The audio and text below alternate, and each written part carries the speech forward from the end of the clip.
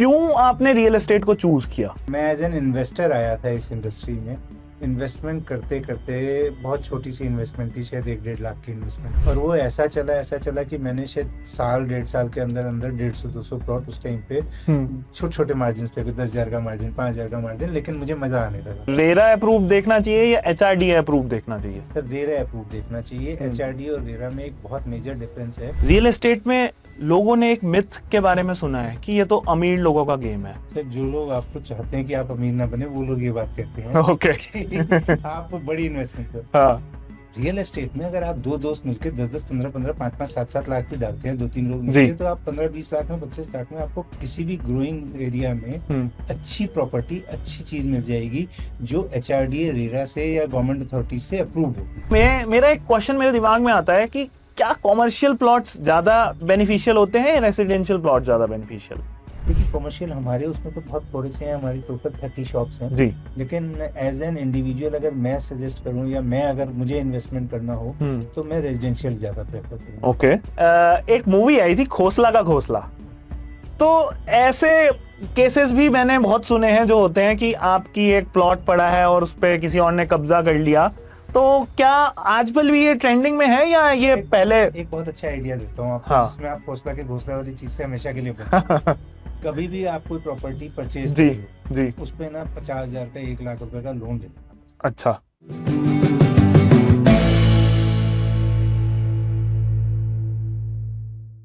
Welcome to Money Talks with Vaibhav. कहते हैं real estate में प्रॉपर्टी खरीदना बहुत आसान है, लेकिन उसी प्रॉपर्टी से उसको लेगेसी क्रिएट करना मुश्किल है, because it's not about the land anymore. ये एक विजन है और फ्यूचर है। क्या आप उस फ्यूचर को समझते हैं? तभी आप उससे वेल्थ क्रिएट कर सकते हैं। सो टू डिकोड दिस सीक्रेट, आज मेरे साथ हैं ऋषि सचदेवा सर, जो इस फील्ड में 20 साल से काम कर रहे हैं, और आज हम इनसे जानने वाले हैं रियल एस्टेट के वो सीक्रेट्स जो कि वेल्थ क्रिएट करने में आपको हेल्प करने वाले हैं। एंड साथ ही साथ he is also the launch director for BNI Uttarakhand, जो हमारे स्टेट का one of the strongest business network build कर रहे हैं। He is the founder and CEO of Galaxy yard, जो सिर्फ एक टाउनशिप नहीं है बल्कि एक रियल एस्टेट डेवलपमेंट में एक नया स्टैंडर्ड सेट कर रही है with full RERA approvals. And finally, अगर आपने यूपी वेस्ट या उत्तराखंड साइड में विजिट किया है थ्रू हाईवेज, तो आपने गैलेक्सी एडवर्टाइजर्स के नाम से यूनिपोल्स देखे होंगे। वो इन्हीं की कंपनी ओन करती है।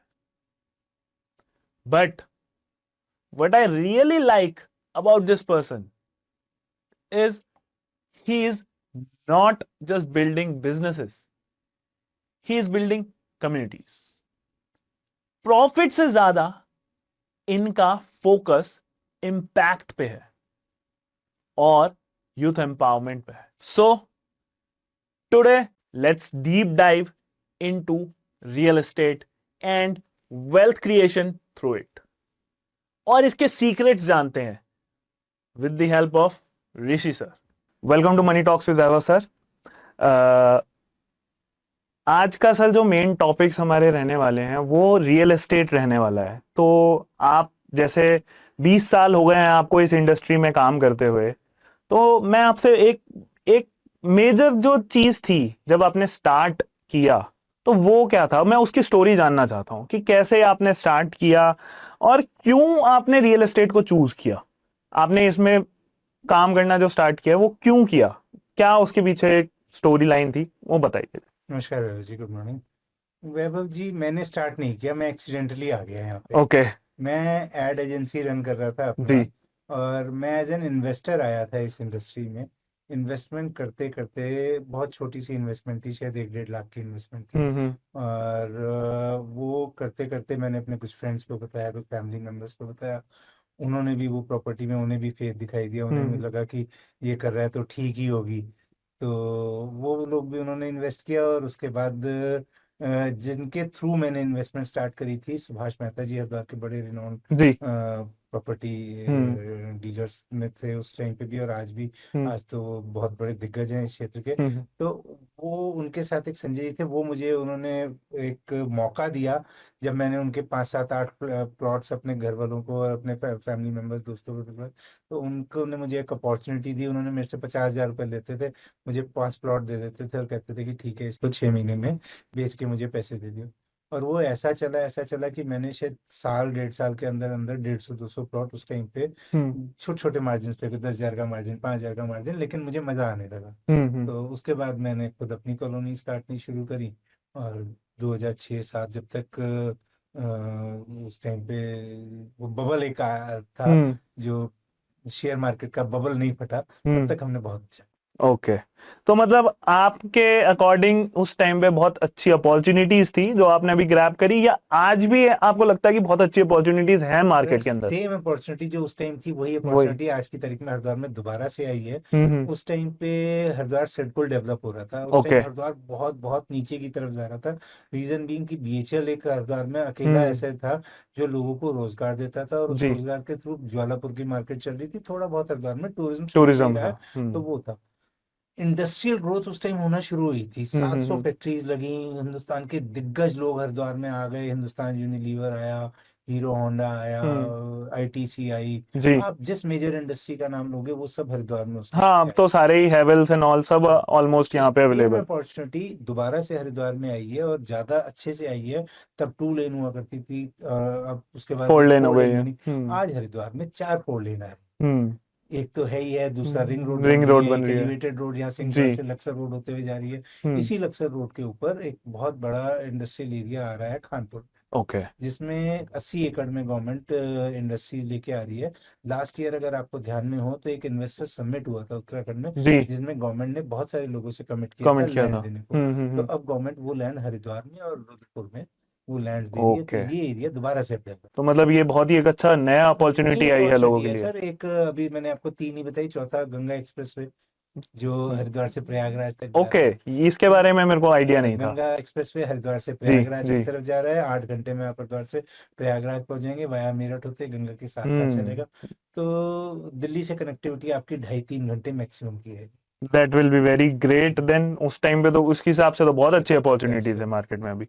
तो मैं, जैसे आपने अभी स्टोरी अपनी बताई, तो मैं आपसे ये भी जानना चाहूंगा कि जब आपने स्टार्ट की प्रॉपर्टी डीलिंग, कोई भी एक नया इंसान स्टार्ट करता है प्रॉपर्टी डीलिंग, तो उसमें बहुत सारी दिक्कतें आती हैं या कोई मिस्टेक्स होती हैं। तो क्या आपको इश्यूज क्रिएट हुए जब आपने फर्स्ट प्रॉपर्टी डील करी, या आपने जब बाद में कंटिन्यू करा प्रॉपर्टी डीलिंग के साथ, तो क्या मिस्टेक्स थी, या क्या आपको डर लगता था कि कैसे होगा कैसे नहीं होगा, क्या चीजें थी वो? सर मेरा सौभाग्य रहा कि मुझे ज्यादातर अच्छे लोग ही मिले। मुझे हरिद्वार के दिग्गज लोगों का सानिध्य मिला, मुझे अनिल गोयल जी जैसे लोगों का उस टाइम पे सपोर्ट रहा, मुझे, मैंने आपको पहले बताया, मेहता जी का सपोर्ट रहा। तो बहुत सारे लोग जिनके साथ मैं टच करता गया वो फेयर लोग थे। तो फेयर लोगों के साथ काम करने का ये फायदा रहा कि मुझे बहुत ज्यादा दिक्कतों का सामना नहीं करना पड़ा। बस एक चीज आती थी कि 1 2 बार ये गड़बड़ी हुई कि हमने कागज जो थे, जो पेपर्स थे, डॉक्यूमेंटेशन थी, वो चेक करने की समझ धीरे धीरे आई। आपको स्टार्टिंग में तब ये होता था कि चीजें किसी ने परचेज करी हुई है, उसके दाखिल खारिज नहीं कराई, या वो एक ने ही 2 लोगों को सेल कर दी। तो आप आज की तारीख में अगर आप जाते हैं, जो हमने गलती करी थी कि तब उस जमाने में अप्रूव प्रोजेक्ट्स नहीं होते थे, बिल्कुल। तो ये गलती ना करे। अब आज का कोई इन्वेस्टर है तो उसे अप्रूव प्रोजेक्ट्स में चलना चाहिए, और अप्रूव के साथ साथ रेरा अप्रूव में। रेरा से गवर्नमेंट लोगों को बहुत ध्यान रख रही है कि लोग फंसे ना, लोग गलत जगह पे ना चले। तो मेनली रेरा अप्रूव देखना चाहिए या एचआरडी अप्रूव देखना चाहिए? सर रेरा अप्रूव देखना चाहिए। एचआरडी और रेरा में एक बहुत मेजर डिफरेंस है कि एचआरडीए से अगर आपने अप्रूवल ले ली तो आप उसमें ये कमिट करते हो कि मैं सड़क बना के दूंगा, मैं सोसाइटी को डेवलप करके दूंगा, पार्क बना के दूंगा, मैं सीवर लाइन डाल के दूंगा, मैं बिजली लगा के दूंगा, लेकिन दूंगा। आपको आपने कुछ दिया नहीं अभी, आपने कुछ दिया नहीं, आपके सिर्फ कमिटमेंट्स कमिटमेंट कमिटमेंट्स है, करी वो है। कितने आप पूरे कर रहे हो कितने नहीं पूरे कर रहे हो ये हाँ। आपके ऊपर डिपेंड है। लेकिन रेरा आपको कहीं ना कहीं बाध्य कर रही है एक टाइम फ्रेम के अंदर, गवर्नमेंट हम्म के साथ आपका एक टाइम फ्रेम डिसाइड होता है, 3 साल 5 साल जो भी आपका एक हम्म टाइम हम्म फ्रेम है, उस टाइम फ्रेम के अंदर अंदर आपको वो सब चीजें डेवलप डेवलप करके हैंड देनी है। ओवर करनी है। ओके। गवर्नमेंट उसको टाइम टू टाइम चेक करती है, 3 4 महीने बाद आपकी ओके। साइट विजिट होती है, आपको वो देखा जाता है कि जो आपने प्रोमिस किए थे जी। उन डेट्स पे वो प्रोमिस फुलफिल हुए हैं कि नहीं हुए हम्म। हुए। अगर वो प्रोमिस आपके फुलफिल नहीं हुए तो गवर्नमेंट आपके कुछ प्लॉट्स को बंधक बना के रखती है, ओके। उनको सेल कर देगी और उससे वो डेवलपमेंट कोर्स पूरा करेगी। ओके। तो मतलब basically that will be a better thing कि हम रेरा अप्रूव को ही ध्यान दें। 100%। और और ये अब कंपल्शन है, अब आप हम्म पुराने प्रोजेक्ट्स एचआरडी अप्रूव मिल जाएंगे आपको, लेकिन अब एक कंपल्शन है अब कि एक आपको कंपल्शन रेरा हो के गया। साथ अप्रूवल लेने ही। Okay okay. तो सर अब हम बात करते हैं मनी से रिलेटेड, क्योंकि मेजर लोगों को फाइनेंस के बारे में जानना होता है कि क्या रहता है रियल एस्टेट में फाइनेंस का इशू। तो मैं आपसे ये जानना चाहूंगा कि रियल एस्टेट में लोगों ने एक मिथ के बारे में सुना है कि ये तो अमीर लोगों का गेम है। तो क्या एक्चुअल अमाउंट रहती है मिनिमम से मिनिमम जो कि लोग आके इसमें इन्वेस्ट कर सकते हैं रियल एस्टेट में? सर जो लोग आपको चाहते हैं कि आप अमीर ना बने वो लोग ये बात कहते हैं ओके। कि आप बड़ी इन्वेस्टमेंट करो। हाँ। रियल एस्टेट में अगर आप दो दोस्त मिलकर 10 10 15 15 5 5 7 7 लाख भी डालते हैं, 2 3 लोग जी। मिलके, तो आप 15 20 लाख में 25 लाख में आपको किसी भी ग्रोइंग एरिया में हम्म। अच्छी प्रॉपर्टी अच्छी चीज मिल जाएगी, जो एचआरडीए रेरा से या गवर्नमेंट अथॉरिटी से अप्रूव्ड होगी। जी। तो ये आपको थोड़ी रिसर्च करनी पड़ेगी, बेसिकली ये रिसर्च करके। ठीक है। तो मतलब मैं ये समझ सकता हूँ कि ज्यादातर लोग ये सोचते हैं कि हाँ, अगर मैं इन्वेस्ट कर रहा हूँ तो मेरे को ही करना है। बट ऐसा कुछ नहीं है, 4 5 लोग मिलके भी एक प्रॉपर्टी को बहुत तो इजीली दो से परचेज कर तीन सकते हैं। लोग मिलके अगर हम्म उनका पॉइंट ऑफ व्यू सेम है, अगर उनका हम्म। नजरिया एक सेम है और दोनों के पास टाइम इक्वल है, जी। कि अगर सर्विस क्लास में आप माने कि सर्विस क्लास में 2 लोग हैं, उनका एज ग्रुप सेम है, उन्हें पता है आगे 10 साल हमें पैसे की बहुत ज्यादा जरूरत नहीं पड़ेगी, हम दोनों के हम्म। पास 8 10 है, दोनों म्यूचुअली अपने प्रॉपर्टी परचेज कर सकते हैं, दोनों अपना नाम डलवाएंगे उस हम्म। प्रॉपर्टी में और वो परचेज कर सकते हैं, उसमें कोई दिक्कत ही बिल्कुल। नहीं है। तो मतलब हाँ, गवर्नमेंट 10, अलाउ कर गवर्नमेंट कोई अलाउ इशू नहीं है करती है। गवर्नमेंट की तरफ से। आपको 10 15 लाख 20 लाख रुपए 2 लोग डालें और अच्छी सी चीज मिल जाती है जो गवर्नमेंट से अप्रूव्ड होती है। ठीक है। अगर मैं ये जानना चाहूंगा कि जैसे किसी के पास 30 लाख रुपए हैं, तो उसके माइंड में ये थिंकिंग रहती है कि प्रॉपर्टी लूं या कहीं और इन्वेस्ट करूं। तो आपको क्या लगता है कि इज इट प्रॉपर्टी जो कि ज्यादा अच्छी डील है उसके लिए, या कहीं और इन्वेस्ट करना चाहिए स्टार्टिंग फेज में? तो स्टार्टिंग फेज हो या कभी भी हो, प्रॉपर्टी एक ऐसी चीज है जो जमीन कभी भी नहीं घटेगी। जी। सोना जमीन से निकलता रहेगा, चांदी हम्म जमीन से शायद निकलती रहेगी, हम्म और भी चीजें निकलती रहेंगी, और उसकी कोई लिमिट ही नहीं है। हम्म। लेकिन लैंड कभी भी नहीं बढ़ेगी, लैंड जो है उतनी ही रहेगी। जी। और दूसरी कई सारी रिस्ट्रिक्शंस आती है लैंड के साथ, आप वन विभाग की जमीन नहीं खरीद सकते, आप हम्म कई एरियाज को गवर्नमेंट ने अप्रूव नहीं कर रखा होता, वहां पे जमीन नहीं खरीद हम्म। सकते। तो जो लैंड रिस्ट्रिक्टेड है वो धीरे धीरे कम ही हो रही है, हम्म। तो जो चीज़ कम होती जा रही है उसमें आपको ग्रोथ ज़्यादा मिलेंगी, जी। ग्रोथ अपॉर्चुनिटीज ज़्यादा होंगी। जी। तो अब हरिद्वार में प्राइसेस बहुत बढ़ रहे हैं। लाइक लोगों को लगता है कि रियल एस्टेट महंगा होते जा रहा है। तो आपको क्या लगता है कि जैसे पिछले 5 साल में बहुत अच्छी ग्रोथ आई है, तो क्या फर्दर 5 साल में आगे ग्रोथ आने के चांसेस हैं? तो बहुत ज़्यादा चांसेस हैं, बहुत ज़्यादा चांसेस हैं। हम्म। उसका बेसिक मैं आपको रीज़न देता हूँ। हरिद्वार में पिछली ग्रोथ आई थी 2002 से 2008 के बीच में। ओके। अगर आप अच्छी ग्रोथ की बात करेंगे, जी। जब लोगों ने बहुत पैसा बनाया था हाँ हाँ। हरिद्वार की रियल एस्टेट इंडस्ट्री में, क्योंकि उस टाइम पे सिडको ला रहा था इंडस्ट्रियल एरिया। जी। अभी हरिद्वार में दोबारा से सिडको ला रहा है, और दोबारा से एक गवर्नमेंट की बहुत सारी ऐसे प्लानिंग्स हैं जिसके थ्रू हरिद्वार में, बहुत आपको शायद जानकारी है कि हरिद्वार में एक एलिवेटेड रोड बन रही है हरिद्वार से लक्सरपुर काजी। जी। उसके अलावा हरिद्वार एक गंगा एक्सप्रेसवे आ रहा है जो हरिद्वार से प्रयागराज को जोड़ेगा, मेरठ से होते हुए। उसके अलावा हरिद्वार में एक रिंग रोड डेवलप हुई है जो बहादुराबाद से होते हुए लक्सर और नजियाबाद रोड को कनेक्ट कर रही है। हाँ। इसके अलावा हरिद्वार में एक सिडको ला रहा है इंडस्ट्रियल एरिया 80 एकड़ के बीच में, जो लास्ट ईयर गवर्नमेंट ने इन्वेस्टर सबमिट करा था। उसमें लोगों को उन्होंने कमिटमेंट्स करे थे कि यहाँ पे इंडस्ट्रीज के लिए जमीन ओके। देंगे, तो उसका एक बहुत बड़ा चेक हरिद्वार को मिला है, जिसमें हरिद्वार में खानपुर में एक बहुत बहुत बड़ा इंडस्ट्रियल एरिया डेवलप हो रहा है। कुछ हरिद्वार के प्राइवेट लोग भी इंडस्ट्रियल एरिया अपने अपने डेवलप कर रहे हैं, जैसे लक्सर रोड के ऊपर हिंदुस्तान यूनिलीवर का एक बहुत बड़ा वेयर हाउस आया है। उसके अच्छा। अलावा वो 6 7 इंडस्ट्रीज वहाँ पे और लगा रहे हैं जो उनके ओके। लिए मटेरियल बनाएंगे। लगभग 3-3.5 हजार एम्प्लॉय वहाँ काम करेगा। जी। बाबा रामदेव जी की पतंजलि फूड पार्क में ऑलरेडी 10-12 हजार एम्प्लॉय काम कर रहा है, जहाँ तक मेरी जानकारी है। हम्म। उसके अलावा जो मैं आपको ये बता रहा हूँ, 80 एकड़ में आएगा। आप एक मान लीजिए कि एक फैक्ट्री में मिनिमम मिनिमम 150-200 आदमी तो होता ही है, जी बिल्कुल। मिनिमम से मिनिमम भी बिल्कुल जाएंगे। सही बात है। तो अगर 200 फैक्ट्री भी लग जाती है हाँ तो हाँ। आप सोचिए 40 हजार आदमी। उन 40 हजार आदमी के परिवार में 3-3 लोग भी हुए उसको मिला के तो 1,60,000 आदमी। उसके हम्म। बाद अगर हम फिगर्स पे जाएं तो वहाँ पे परचून की दुकान भी खुलेगी, वहाँ पे हम्म। नाई की दुकान भी खुलेगी, सही वहाँ पे बात है। तो अपॉर्चुनिटीज की तो कोई लिमिट ही लिमिट नहीं ही है, नहीं है। लिमिट ही नहीं है। हम्म। आपका नजरिया होना चाहिए कि आपको देखने की कि फ्यूचर कहाँ जाके रुकेगा। आप हम्म। हरिद्वार रोड की आज से 20 साल पहले जाते थे या शिवालिक नगर बीएचएल जाते थे तो वहां पे बहुत क्या अच्छा देखते थे? डेवलपमेंट है अब आज तो के टाइम सेम पे। डेवलपमेंट आज के तरीके हरिद्वार के मेजर स्कूल्स आप देखें, लक्सर रोड पे लक्सर हैं। रोड पे तो सही बात। ये एरिया भी डेवलप हो रहा है और यहाँ पे बहुत स्कोप तो मतलब अब मैं अगर ये मानूं कि अगर मेरे को आज 10 लाख रुपए इन्वेस्ट करने हैं तो मैं यहाँ पे इन्वेस्ट कर सकता हूँ है। बहुत बिल्कुल कर इजीली, सकते, कोई बहुत इशू नहीं। इजीली कर सकते हो। आपको जब भी इन्वेस्ट करना है आप हम्म। ग्रोइंग एरिया में जाइए, ऑलरेडी जो ग्रोथ ले चुके हैं। वहां पे इन्वेस्ट इन्वेस्टमेंट करने से करना है तो बेटर। बस। ठीक है। तो रियल एस्टेट की सबसे बड़ी प्रॉब्लम जो मैंने नोटिस करी है, और मेरे को लगता है मेरे व्यूअर्स ने भी ये चीज नोटिस करी होगी, कि एक सबसे बड़ा इशू आता है कि मैं बेच नहीं सकता इतनी जल्दी रियल एस्टेट को। तो क्या कोई मतलब ऐसा ये है कि इसमें क्या तरीका है कि जिससे कि लोगों को ये समझ आए कि रियल एस्टेट में आप अगर इन्वेस्ट कर रहे हो तो ऐसा कुछ नहीं है, आप बेच भी सकते हो और कोई ऐसी छोटी दिक्कत चीज नहीं आती। कीजिए, बड़ी ओके। चीज मत परचेज कीजिए।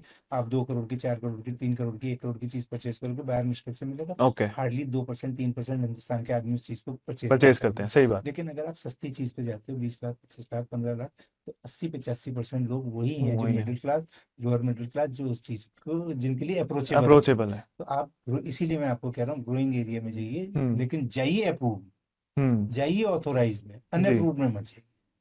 सस्ती चीज तो पे मतलब बायर ज्यादा है, 80% लोग उसको अगर परचेज कर कोई सकते ऐसा इन्वेस्टमेंट करना भी चाहता है तो अगर उसे कभी निकालने की जरूरत पड़ती है तो वो कोशिश करे कि छोटे चेक्स में इन्वेस्ट हैं। करे। छोटे में करे और अप्रूव में करे, अप्रूव्ड अनअप्रूव में में करे। ना जाए। बिल्कुल सही बात। तो सर एक चीज मेरे को आप और बताओ, रेंटल यील्ड्स क्या वो वर्थ हैं हरिद्वार में? और अगर वर्थ हैं तो क्या मोर कैपिटल लगाना चाहिए वहां पे, उसमें एप्रिसिएशन कुछ होता है या कोई फायदा नहीं है? सर हर चीज का अपना बेनिफिट है। जो उसमें अगर आप रेंटल रीच में जाते हो तो उसमें कुछ ऐसे माइंड्स हैं जो आपके लिए काम करें, जैसे शेयर मार्केट है। हम्म। आप शेयर मार्केट में डायरेक्ट भी इन्वेस्टमेंट कर सकते हो, आप म्यूचुअल फंड में डायरेक्ट भी इन्वेस्टमेंट कर सकते हो। लेकिन आप एसआईपीज में क्यों जाते हो? आप हम्म। एसआईपीज में इसलिए जाते हो क्योंकि वहां पे एक ब्रेन सेट जो काम कर रही हम्म। है, उन एसआईपीज के पीछे वो लोग उस चीज के मास्टर हैं, जी। उन लोगों को समझ है। हम्म। तो वो आपको अच्छे जगह इन्वेस्ट करेंगे और आपको ज्यादा से ज्यादा रिटर्न देने की कोशिश करेंगे। तो यहाँ पे भी सेम चीज है। यहाँ पे वो आपके लिए काम कर रहे हैं और वो आपको वहां से इन्वेस्टमेंट आपकी निकाल के दे रहे हैं अच्छी जगह पे, वो हम्म। आपको रेंटल इनकम्स में, कि जहाँ से आपकी रेंटल ग्रोथ हो, वहां से आपको पैसा इन्वेस्ट करना है। तो मैंने सुना रेंटल इनकम पे टैक्स बहुत लगता है because it's added to your income. कोई लीगल वे है इसको मिनिमाइज करने का? सर देखिए, इस चीज़ के लिए मैं बहुत अच्छा वो नहीं हूँ, क्योंकि मैं इस चीज़ का मास्टर नहीं, ओके। Frankly speaking. तो इसका आंसर आप मुझसे ना दो। तो रेंटल यील्ड्स में अगर मैं कंसीडर करूं, जैसे एयरबीएनबीज का आजकल बहुत कंसेप्ट आ गया है, तो क्या वो हरिद्वार में या देहरादून ऋषिकेश साइड में बहुत ज्यादा क्रेज हो गया आजकल, एयरबीएनबीज बहुत खुलते हैं, तो आपको क्या लगता है कैसा स्कोप है इस चीज सर में? बहुत ज़बरदस्त स्कोप है, क्योंकि आज की तारीख में लोग ना एमिनिटीज चाहते हैं। हम्म। लोगों को अच्छा साफ सुथरा चाहिए, लोग पैसा खर्च करने को तैयार हैं। हम्म। यूथ हरिद्वार में, इंडिया में मैक्सिमम इस टाइम यूथ पॉपुलेशन ज़्यादा है। हम्म। एवरेज अगर आप देखो तो उसको एक क्वालिटी चाहिए। हम्म। तो क्वालिटी अगर आप मेंटेन कर रहे हो, आप बीएनबीज बना रहे हो और इन चीज़ों के ऊपर यूथ तो बहुत ज़बरदस्त तरीके से भाग, जी। तो मेरे हिसाब से एक अच्छी इन्वेस्टमेंट हो सकती है। तो मतलब एयरबीएनबी पे लोग अगर चाहे इन्वेस्ट करना तो एयरबीएनबी के तो उसमें वे में बिल्कुल जाना कर चाहिए, सकते हैं। बिल्कुल जाना। एक नया कॉन्सेप्ट आजकल मार्केट में रन हो रहा है रीट्स का, तो क्या आप मेरे को थोड़ा सा उसके बारे में नॉलेज देना चाहेंगे कि वो क्या चीज है? सर बिल्कुल, ये जैसे आप शेयर मार्केट है, सेम ये रियल एस्टेट में, ओके। कि यहाँ पे भी कुछ ब्रेन्स ऐसी हैं जो बड़े, जो मैं आप अब एक एग्जांपल दूंगा कि आप रिलायंस पूरी नहीं खरीद सकते। हम्म। तो आप रिलायंस का 1 लाख रुपए का, आपने 2 लाख रुपए का शेयर्स ले लिए। इसी हम्म तरीके से आप इसमें जाते हैं कि आप कोई 1500 करोड़ का वेंचर है, 2000 करोड़ का वेंचर है, हम्म, जिसमें इनकम, वो उन्होंने मॉल बनाया, जी मुंबई के बीच में एक मॉल जी बना, या दिल्ली के बीच जी। में सीपी के आसपास कहीं एक मॉल हम्म, बना, जिसमें बहुत अच्छा फुटफॉल है, जिसमें 100% आपको पता है कि आपको रेंटल इनकम वहां से आएगी, लेकिन आप पूरा मॉल नहीं खरीद सकते। हाँ। तो वो क्या करते हैं, वो आपका पैसा वहां इन्वेस्ट करते हैं, और जो आपको वहां से इनकम ग्रोथ होती है, वो इनकम आती है, वो आपके साथ उसको शेयर करते हैं आपके इन्वेस्टमेंट के तो ऊपर। बेसिकली मैं ये समझ लूं कि ये भी एक रियल एस्टेट की का एसआईपी की तरह जैसे है। बिल्कुल ठीक है। ठीक है। तो इसमें क्या एक मिनिमम इन्वेस्टमेंट रहनी चाहिए क्या, मतलब मिनिमम लोग? इन्वेस्टमेंट जी 10,000 से स्टार्ट हो जाती है। ओके, 10,000 से दस स्टार्ट हजार हो से जाता है। स्टार्ट। तो मतलब कोई भी छोटा से छोटा पर्सन इसमें अप्लाई कर सकता है। तो ये फिर एक एक अच्छा ऑप्शन आपको लगता है कि है लोगों के लिए कि सर अप्लाई करने के लिए? बिल्कुल है। देखिए, आप रेंटल इनकम, अगर आप खुद, अगर आप एक मकान बनाते हो, हम्म, उसके लिए आप बंदा ढूंढोगे, यहाँ आपके लिए कोई और काम कर रहा है, और बिल्कुल। जो काम कर रहे हैं वो स्पेशलिस्ट लोग हैं, और वो अच्छी प्रॉपर्टी के ऊपर काम कर रहे हैं। जी बिल्कुल सर। तो मतलब एक नया एक ऑप्शन क्रिएट हो गया है रियल एस्टेट में भी जी जी जी लोगों जी। को इन्वेस्ट करने के लिए। अच्छा, मैंने सुना है एक सेक्शन 54 के बारे में, जो कहता है कि एक प्रॉपर्टी बेचो तो दूसरी खरीदनी चाहिए, एंड टैक्स बच जाता है उसमें। तो क्या आपको इसके बारे में आइडिया है कि ये क्या एग्जैक्टली सर कैसे वर्क करता है? ये एक ऐसी चीज है जिसमें गवर्नमेंट आपको आपका माइंडसेट क्रिएट कर रही है कि पैसा आप इधर उधर ना इन्वेस्ट करें, या पैसा अपना बर्बाद ना करें। जी। आपको एक बहुत अच्छा टाइम मिलता है, 2 साल का। हम्म। 2 साल गवर्नमेंट आपको देती है कि आपने अगर कोई चीज बेची है, जी और जी। उसके बाद आपके पास पैसा बचा है, मान लीजिए आपने 1 करोड़ रुपए की कोई प्रॉपर्टी बेची, हम्म। 20 लाख रुपए बचेगी, हायर एजुकेशन में आपने लगा दिया, आपके हम्म पास 80 लाख रुपए बच गया। हम्म। तो वो 80 लाख रुपए आप दोबारा से प्रॉपर्टी में आप इन्वेस्ट कर सकते हो, और आपका कोई टैक्स नहीं लगेगा। कोई भी टैक्स नहीं कोई लगेगा? टैक्स नहीं लगेगा। आपने जो टैक्स देना है वो पीछे बचे हुए 20 लाख पे देना है, जो आपने खर्च किए, 15 लाख जो आपने खर्च किए, बाकी पैसा आप दोबारा से करो, जीरो टैक्स। तो जैसे अगर मेरे को आइडिया है कि अगर हमने लॉन्ग टर्म के लिए रियल एस्टेट परचेज करी हुई थी, तो उसमें हमारे को कैपिटल गेन टैक्स लगता है, तो वो भी यहाँ पे नहीं लगेगा? कुछ नहीं लगेगा, कुछ नहीं दो लगेगा? साल का सारा पैसा आपका। दैट्स ले, और वेरी बहुत अच्छा इंटरेस्टिंग। टेन्योर मिल रहा है आपको, 2 साल का मिल रहा है, कि आप दोबारा से पूरी रिसर्च करो, आप दोबारा से ये देखो कि कहाँ आप प्रॉपर्टी में आपको किस जगह पे जी। इन्वेस्ट करना है, तो आपको टेन्योर भी बहुत अच्छा दीजिए। ओके। तो सर आप भी एक अपना गैलेक्सी यार्ड करके जो प्रोजेक्ट लेकर के आए हैं, थोड़ा उसके बारे में मेरे को नॉलेज दीजिए कि वो क्या है और कहाँ पे सिचुएटेड है।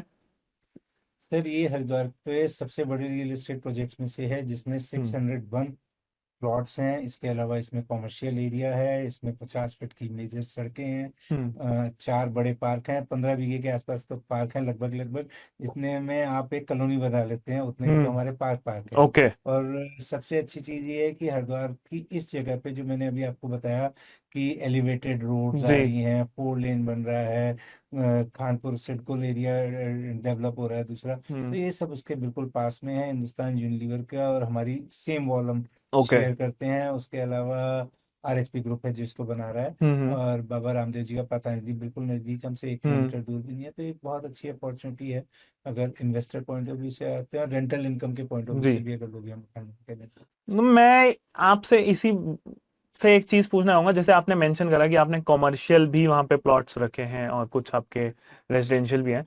तो मैं मेरा एक क्वेश्चन मेरे दिमाग में आता है कि क्या कॉमर्शियल प्लॉट्स ज्यादा बेनिफिशियल होते हैं या रेसिडेंशियल प्लॉट ज्यादा बेनिफिशियल?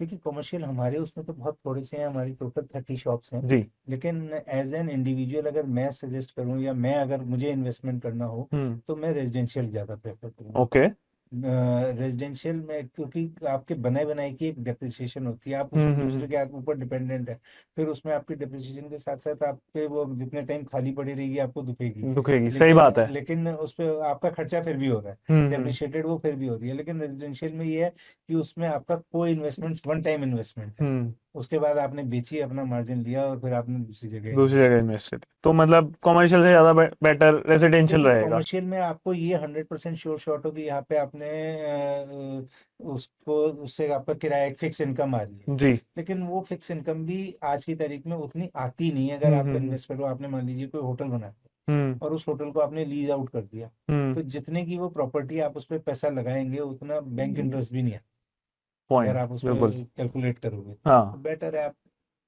रेसिडेंशियल पे जाए। Raw property. जी। ठीक है सर। और अगर मैं प्राइसिंग की बात करूं आपके प्रॉपर्टी के बारे में जो आपने गैलेक्सी यार्ड बनाया, तो उसमें क्या प्राइस पॉइंट है, मतलब कितना मिनिमम लोगों को चाहिए एक इन्वेस्ट करने के लिए अगर वो सर रेसिडेंशियल अच्छी प्लॉट लेना प्रॉपर्टी चाहते हमारे यहाँ 25-30 लाख के बीच में मिल जाती है, स्टार्टिंग हम 15 लाख से। हैं? ओके, तो मतलब अगर किसी को स्टार्टिंग रेंज में ही लेना है तो 15 लाख से से स्टार्ट स्टार्ट है, है कोई हमारा, दिक्कत लेकिन नहीं। अच्छी प्रॉपर्टी, एक डिसेंट प्रॉपर्टी हम हम्म 25-30 लाख के बीच में आपको देते हैं। हम्म। और जिसमें मेरा मानना है, बाकी गॉड नोस, लेकिन मुझे मेरी फ्यूचर एक्सपेक्टेशन है जी, कि आने वाले 4 साल के अंदर अंदर वो पैसा आपका डबल डबल बहुत कर देगी। ईजिली हो जाए। ये मेरी एक्सपेक्टेशन है, जो ओके। जिस हिसाब से मेरा पुराना एक्सपीरियंस है और जिस हिसाब से वो एरिया ग्रो कर रहा है। तो मतलब अगर कोई इन्वेस्ट करना चाहता है 15-20 लाख तो बहुत इजीली डबल को करवा सकता है वहां से। ऐसा लगता है, जैसे हम्म। पुराना एक्सपीरियंस है उसके अकॉर्डिंग की हाँ, बात करें। बिल्कुल सर।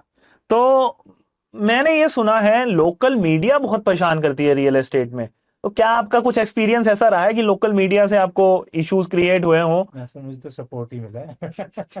ये तो बहुत ही अच्छी बात है, अगर क्योंकि मैंने जितने भी रियल एस्टेट ब्रोकर से बात करी है या बड़े बड़े जो रियल एस्टेट के वो हैं। सर देखो, जब अगर आप अनऑथराइज काम करोगे जी, तो मीडिया को एक पॉइंट मिलेगा, मीडिया उसे उठाएगा उठाएगा। बिल्कुल। लेकिन अगर आपके डॉक्यूमेंटेशन ठीक हैं, हाँ। आप HRDA रेरा और हम्म। सारे चीजें ठीक कर रहे हो, तो मीडिया क्या कोई आपका कुछ बिगाड़ ही नहीं सकता। हम्म।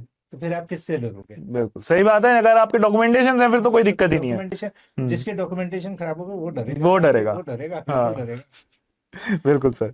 तो अच्छा, एक इसी बात से मैं ये भी जानना चाहूंगा कि क्या रेरा अप्रूव्ड प्रॉपर्टी पे जाना चाहिए, HRDA अप्रूव्ड प्रॉपर्टी पे जाना चाहिए?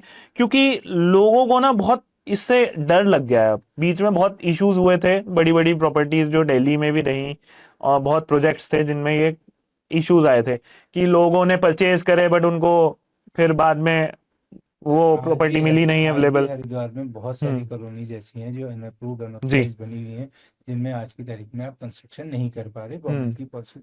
और ये गवर्नमेंट लोगों के भले के लिए ही कर रही है। हम्म आप सोचिए, 15 फुट की, 20 फुट की, आज की तारीख में हर एक के पास एक एक, दो दो, तीन तीन गाड़ियां हैं। हम्म। आप जितना मर्जी अच्छा घर बना लो, आपको गाड़ी बाहर ही खड़ी बाहर ही मिलेगी। खरीदनी अब पड़ेगी, अगर बिल्कुल सही बात अगर है। वो छोटी सड़क होगी, वो हाँ 10 फुट की, 12 फुट की, 15 फुट की, तो रोज लड़ाइयाँ होंगी, रोज से हाँ, फटेंगे। सही कह रहे हो। और फ्यूचर पॉइंट ऑफ व्यू से इसीलिए वो उसमें 30 फुट की सड़कें होती हैं, जी। जनरली पार्क होते हैं, आप एक अच्छा एम्बियंस लेते हो अपने बच्चों को शाम को हम्म। खेलने के लिए, तो आप जाना उसी में चाहिए।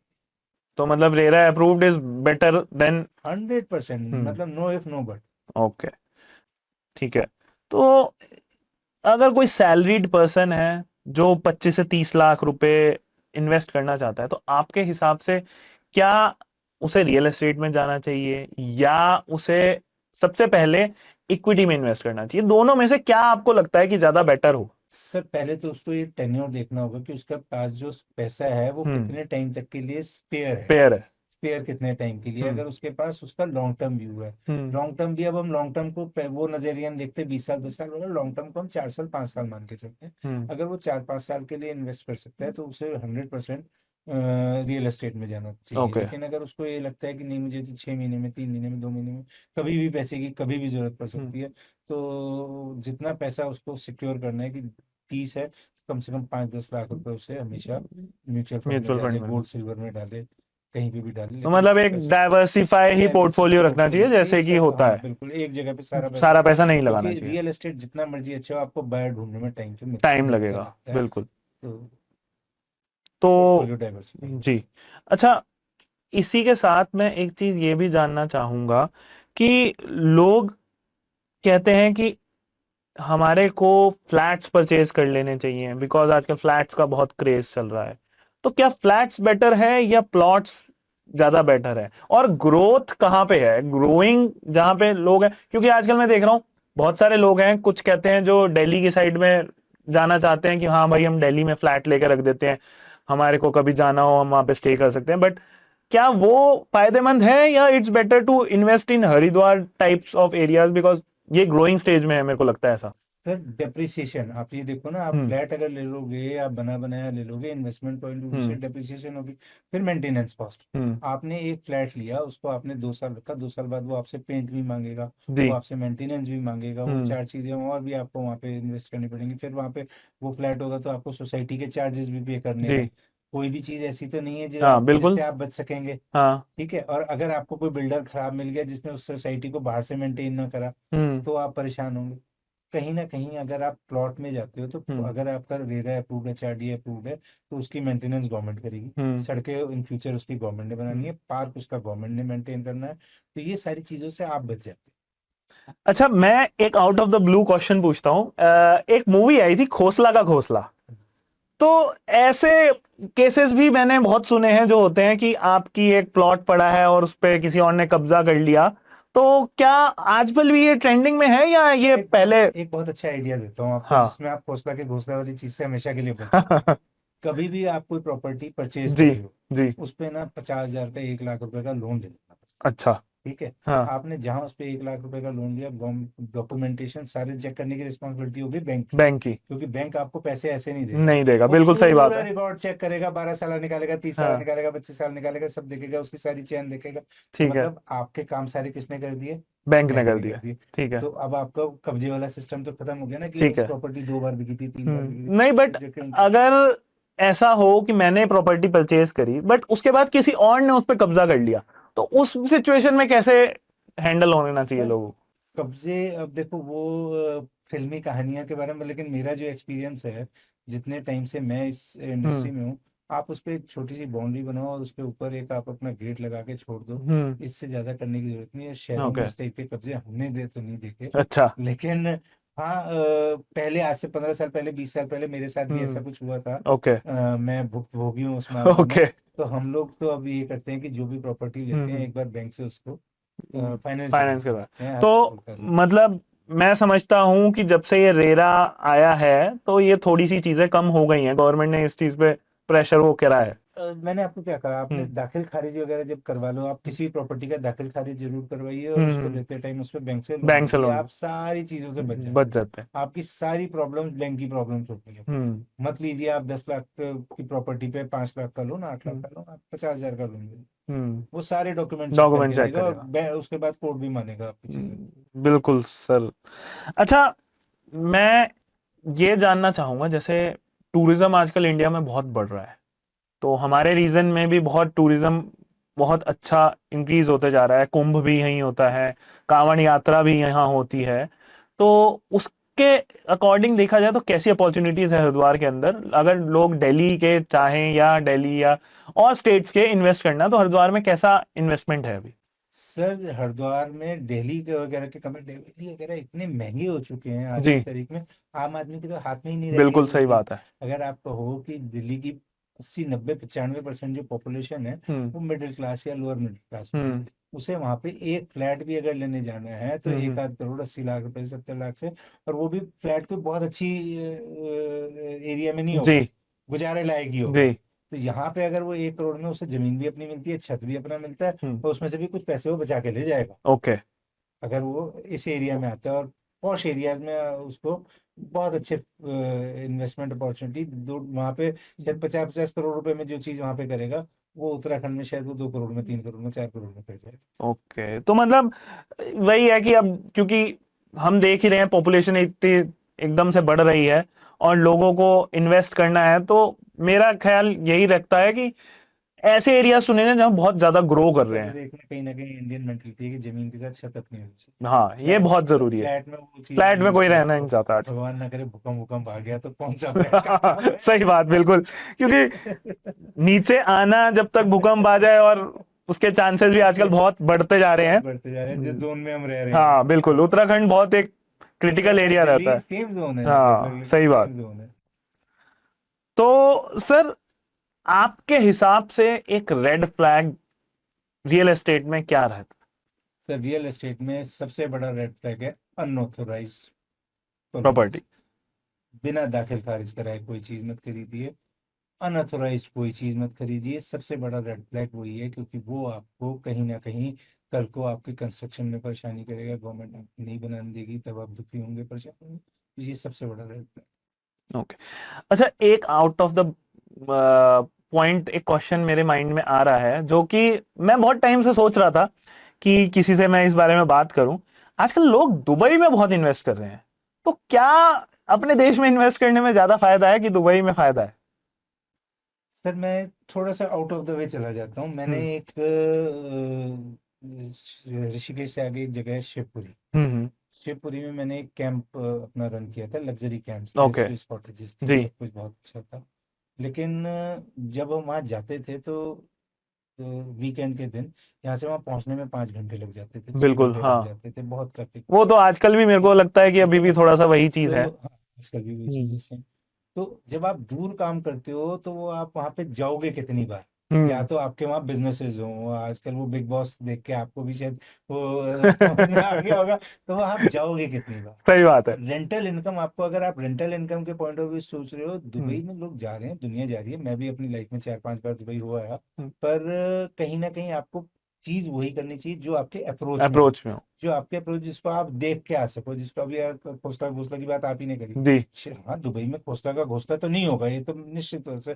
लेकिन कहीं ना कहीं आप उसको बार बार जाके देख नहीं सकते, वो आपको महंगी बहुत पड़ जाएगी। एक फ्लैट, दो हम्म। फ्लैट ले भी लिया आपने, तो आप कितने दिन वहां जाके रहोगे अपने बिल्कुल काम धंधे से? सही बात तो है। कहीं ना कहीं आपको अपने आसपास ही, ओके, तो मतलब वो हमें उनके अपने लिए देश के और उसमें ही वो वो रहना उनके चाहिए। लिए है जिनके पास बहुत अथाह पैसा है, कोई कमी नहीं है। एक जी। मिडिल क्लास और जो वो तो फिर उनके लिए तो कुछ भी वो दिक्कत ही नहीं है। इन्वेस्टमेंट पॉइंट ऑफ व्यू है, वो लग्जरी वो स्टेट लग्जरी नहीं है पॉइंट है। बिल्कुल। ठीक है सर। अच्छा, what the what is the worst advice you have heard जो लोगों ने एक दूसरे को दी हो while buying real estate? Worst advice, first advice यही है कि भैया, यहाँ पे ना मैंने परचेज करी है, हम्म। तू भी परचेज कर ले। वो ये ना देखे कि वो 10 फुट की गली है, 20 फुट की गली है, 40 फुट की गली है, वहाँ पे एम्बियंस कैसा है, हम्म। वहाँ पे लोग किस तरीके से अपना जीवन जी रहे हैं, कि वहाँ पे दुकानें खुली हुई हैं गलियों के बीच में। तो वो आपको एक वर्स्ट एडवाइस है कि आप इन चीज़ों पे ना आंख बंद करके मत जाइए। हम्म। आप कहीं ना कहीं सेल्फ स्टडी कीजिए, हम्म। आपका पैसा बहुत बेशकीमती है, आपने बहुत मेहनत से कमाया है। तो हम्म। आप किसी के कहने पे आके मत लगाइए कि ऋषि सचदेवा ने आपको कुछ कह दिया या बत्रा जी ने आपको कुछ कह दिया, आपने उठा के वहां पैसा लगा दिया। नहीं साहब, आपने बड़ी मेहनत करके पैसा कमाया, तो रिसर्च अपनी अपनी कीजिए, कीजिए। दूसरे की रिसर्च पे मत। तो मैं ये समझता हूँ क्योंकि बहुत सारे लोग हैं ऐसे जो कि कम सस्ता होने के कारण प्रॉपर्टी परचेज कर लेते हैं, किसी के दूसरे ने बोला कि हाँ भाई तू भी ले ले, बहुत सस्ती मिल रही है, रिसर्च अपनी, तो वो रिसर्च जरूरी है रिसर्च उसमें। अपनी। बिल्कुल सर। अच्छा। और रिसर्च करने के आज के तरीके में बड़े इजी तरीके हैं साहब। आप गूगल पे जाओ, आप चैट हाँ। जीपीटी से करो, आपको 90% 80% चीजें वो बता देती हैं, और 10-20% आप अब जब सड़क पे घूमोगे, आप अपने आप देखोगे, आपकी आंखें खोल के चलोगे, आपको दिख बिल्कुल। जाएगा आसपास कि क्या ग्रोथ है। ये भी मैंने आपको बताया कि हिंदुस्तान जी। यूनिलीवर है, आप जाके देख लो ना कि हम्म। हिंदुस्तान यूनिलीवर वहाँ है। आप जाके अखबारों को कटिंग्स, आपको अखबार ढूंढ लो, आपको गूगल में सर्च करो, आपको अखबारों में दिख जाएगा कि हाँ एलिवेटेड रोड आ रही है, या ऋषिकेश देवा ने कहा है कि एलिवेटेड रोड आ रही है। बिल्कुल आपको गंगा एक्सप्रेस वे अगर मैंने बोला है, आप अखबार पे खोलो, आपको गूगल पे सर्च करो, आज की तारीख में गूगल सही सब बात है बता सर, देता है। हाँ। आपको आजकल सब कुछ सब कुछ अवेलेबल है। अवेलेबल है ऑनलाइन। ऑनलाइन तो सारा कुछ सर बिल्कुल अवेलेबल है, और हर एक इंसान को, मेरे को भी ये लगता है कि अगर आप कोई भी चीज परचेज करो, चाहे be it real estate, be it mutual funds और एनीथिंग, तो आपको रिसर्च जरूर करनी रिसर्च। चाहिए, क्योंकि रिसर्च जब तक आप नहीं करोगे तो आपको पता नहीं चलेगा कि मार्केट में है क्या। 100। तो सर इसी के साथ एक लास्ट क्वेश्चन मैं पूछना चाहूंगा आपसे। If your younger self sitting here with ₹30 lakh, तो आप उसे क्या कहना चाहोगे कि कहां पे इन्वेस्ट करा जाए, और उसको कैसे डाइवर्सिफाई किया जाए, या एक ही जगह पे इन्वेस्ट कर दिया जाए? तो आप उसे क्या बताना चाहोगे? तो मैं कभी नहीं कहूंगा एक ही जगह पे इन्वेस्ट करें। जी। मैं ये जरूर कहूंगा कि वो अपना ये देखे कि उसका फ्यूचर प्रोस्पेक्ट्स से कितने पैसे की जरूरत है, और डाइवर्सिफाई करे, बिल्कुल डाइवर्सिफाई करे। लेकिन ज़्यादा चक वो अपना रियल एस्टेट रियल में एस्टेट करे, में अगर है। उसे ज़िंदगी में पैसा बनाना है और अपनी ज़िंदगी, आने वाला फ्यूचर सिक्योर चाहिए, हम्म। अच्छा चाहिए, ऐश वाला चाहिए, हम्म। राजाओं वाला जीवन जीना है, तो वो रियल एस्टेट करा बने, लेकिन फिर भी छोटी छोटी, छोटे छोटे हाँ हाँ, डिवाइड करके उसे डिवाइड करे कि 70% वो रियल एस्टेट में दे, 30% बाकी वो बाकी। डाइवर्सिफाई। तो सर इसी के साथ बहुत ही बहुत धन्यवाद आपका, और बहुत ही अच्छी कॉन्वर्सेशन रही आपके साथ, मेरे को रियल एस्टेट की बहुत नॉलेज मिली, और साथ ही साथ मेरे को लगता है लोगों के जो डाउट्स थे वो भी बहुत इससे क्लियर हो जाएंगे। Rishi sir, thank you so much for coming and being so open and honest about everything. आपने अपने गैलेक्सी एड के बारे में भी बताया, एंड विद दैट जो हरिद्वार की रियल एस्टेट की अभी यहाँ पे चीजें चल रही हैं उसके बारे में भी आपने बहुत दिया। गाइस ऑनेस्टली आज जो बातें हुई हैं, आई होप सबको बहुत ही अच्छी लगी हो और बहुत ही नॉलेजेबल थी, आपको कुछ इससे बहुत ही अच्छा मिला हो। साथ ही साथ मैं ये समझता हूं कि आप अगर रियल एस्टेट में इन्वेस्ट करना चाहते हो तो आपको अच्छी अमाउंट की जरूरत नहीं है, आप 10 लाख 15 लाख से भी इन्वेस्ट कर सकते हो, जैसा कि हमने इस कॉन्वर्सेशन में अभी बातें करी और समझा, और आपको बहुत अच्छी इंसाइट्स भी मिली होंगी। और मैं समझता हूं अगर आप रियल एस्टेट में इन्वेस्ट करना चाहते हो तो इस पॉडकास्ट को जरूर ध्यान से देखें। And if you want to invest in Galaxy Yard, तो मैं आपको सर का नंबर, मैसेज वगैरह वो सारी डिटेल्स प्रोवाइड करा सकता हूं, आप मेरे को यहां पे कमेंट्स में मेंशन कर सकते हैं। एंड साथ ही साथ इस पॉडकास्ट को पूरा अच्छे से देखें और फॉलो करना एंड सब्सक्राइब करना ना भूलें। Thank you.